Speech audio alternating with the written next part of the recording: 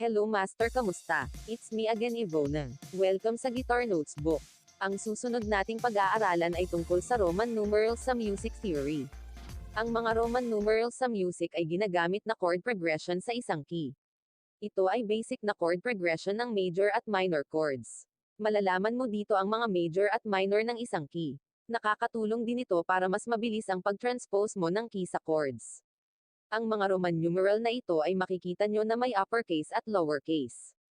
Tandaan ito, ang 1 ay uppercase, ang 2 ay lowercase, ang 3 ay lowercase, ang 4 ay uppercase, ang 5 ay uppercase, at ang 6 ay lowercase.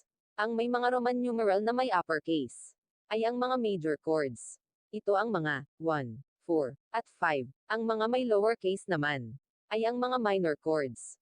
Ito ang mga 2, 3, at 6. Hanggang 6 lang muna tayo. Dahil ang B dito pag tinuloy paitaas ay B flat diminished na. Ito ay hindi naman masyado ginagamit na basic chord.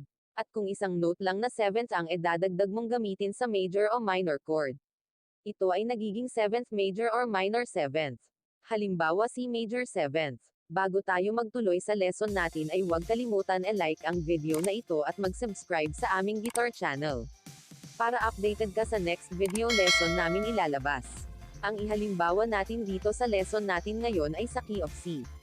Laging alphabetically arrange ang mga to. Simula sa C, sunod-sunod yun. 6 chord progression. C, D, E, F, G, A. E-category natin ang mga chords. Kung ang 1, 4, 5 ay mga major chords, ang mga ito ay magiging C, F, G major, at ang 2, 3, at 6 ay mga minor chords. Kaya magiging D minor, E minor, A minor na ito. Ganito magiging itsura ng ating chord progression sa ating sample. C, D minor, E minor, F, G, A minor. Pwede rin ito e-shuffle. O kaya pumili ka lang ng chords na e-play mo.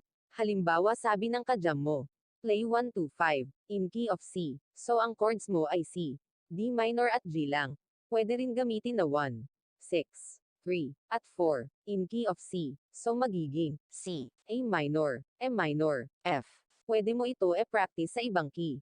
Gawin mo muna isang buong chord ang progression sa iyong ensayo. At palagi magbilang ng hanggang 6. At tandaan ang 1, 4, 5 ay mga major chords. At ang 2, 3, at 6 ay dapat minor chords. Hanggang dito na lang muna ang ating lesson. Itutuloy uli natin sa sunod. Huwag kalimutan mag-subscribe. Salamat. Hanggang sa muli.